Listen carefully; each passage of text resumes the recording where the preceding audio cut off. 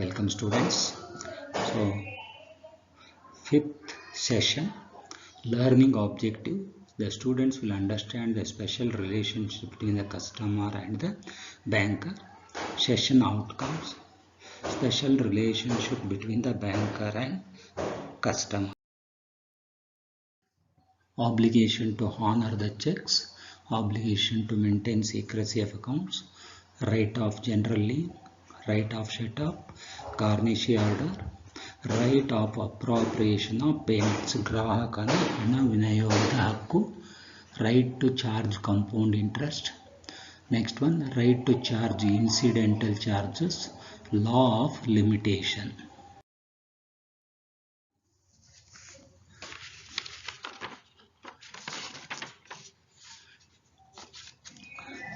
So special relationship, sixth one, banker's right to appropriation of payments. If the customer has 2 or more current accounts in the bank and if he deposits his fund into his account, it is the duty of the customer to inform the banker to which account money deposited should be credited. If the customer does not intimate, then question arises before the banker as to which account the amount is to be credited. That is appropriation of money.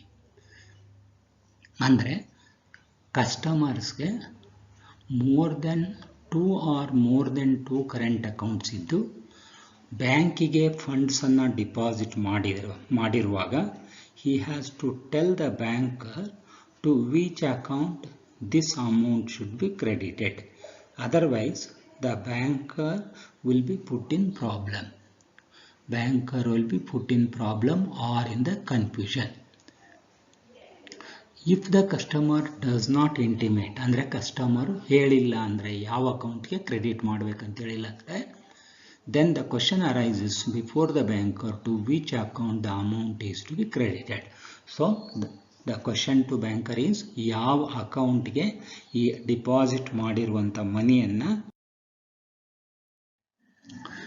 next right, banker's right to charge interest.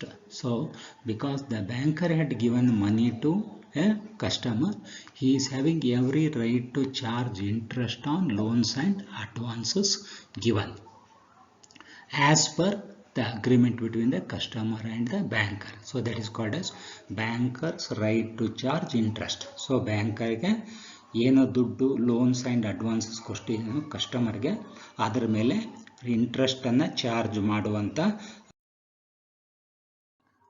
Next, bankers right to charge incidental charges. Banker has the right to charge incidental charges, commission for services rendered. So he is having every right to charge incidental charges or commission for the various type of services rendered. Say for example, the service may be either issuing of demand draft or transfer of money with the help of NEFT, etc.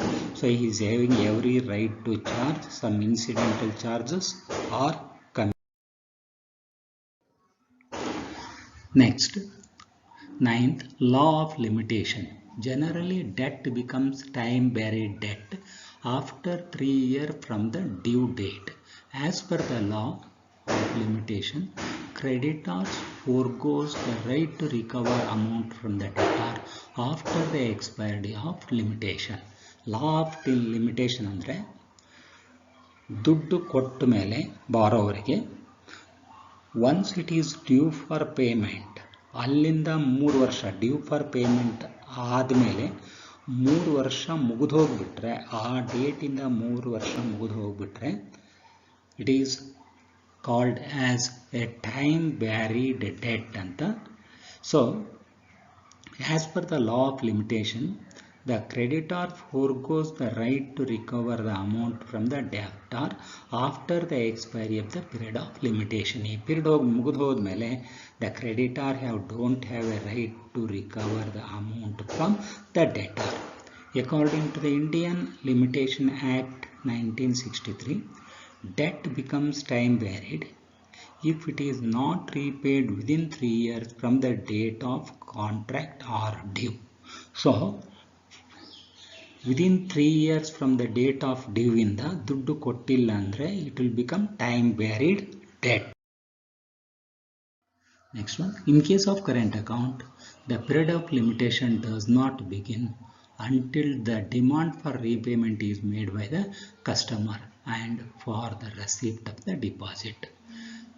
ಚಾಲ್ತಿ ಖಾತೆಯ ಸಂದರ್ಭದಲ್ಲಿ ಗ್ರಾಹಕನು ತನ್ನ ಚಾಲ್ತಿ ಖಾತೆಯಲ್ಲಿ ಠೇವಣಿ ಮಾಡಿದ ಹಣವನ್ನು ವಾಪಸ್ ಪಡೆಯಲು ಬೇಡಿಕೆ ಸಲ್ಲಿಸುವ ತನಕ ಕಾಲಮಿತಿ ಅವಧಿಯು ಪ್ರಾರಂಭವಾಗುವುದಿಲ್ಲ ಮತ್ತು ಕಾಲಮಿತಿ ಅವಧಿಯು ಗ್ರಾಹಕ ತನ್ನ ಹಣ ಠೇವಣಿ ಇರಿಸಿದ ದಿನದಂದು ಪ್ರಾರಂಭವಾಗುತ್ತದೆ. In case of fixed deposit, the limitation period commences from the time deposit receipt is produced for payment. So, ಈ 3 years period ಯಾವಾಗಿಂದ ಕೌಂಟ್ ಆಗುತ್ತೆ ಅಂದರೆ that is commences from the date from the time the deposit receipt is produced for. In case of loans, the law of limitation begins to run from date of loan. It means the banker can file a case against the debtor for recovery dues within 3 years from the date of loan sanctioned. In case of promissory note, bills of exchange, debentures, banker can file a suit in the court for recovery of dues from the debtor within 3 years from the date of default. ಅಂದರೆ ಯಾವ ಡೇಟ್ಗೆ ಈಗ promissory note, bills of exchange, debentures ಅಲ್ಲಿ ಯಾವ ದಿವಸ it is due for payment ಇರುತ್ತಲ್ಲ ಅಲ್ಲಿಂದ 3 ವರ್ಷದೊಳಗಡೆ banker can file a suit in the court for recovery of dues from the debtor within 3 years from the date of default. Default ಆಗಿ 3 years ಒಳಗಡೆ he has to file a suit for recovery of the.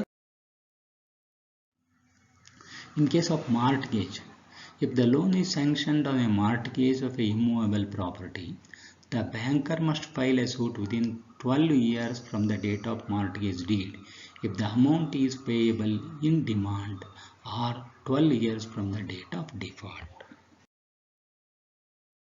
In case of personal, if a banker desires to file a case against the debtor on accounts of default, in such cases the banker can file from the date of record or date of default. Date of default ಅಥವಾ date of record ಇಂದ ಕೇಸನ್ನು. MCQs.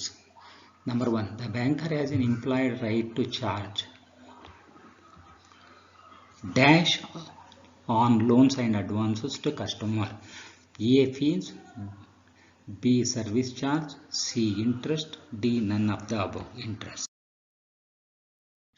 Number 2. Banker has the right to charge dash or incidental charges for services rendered to customer.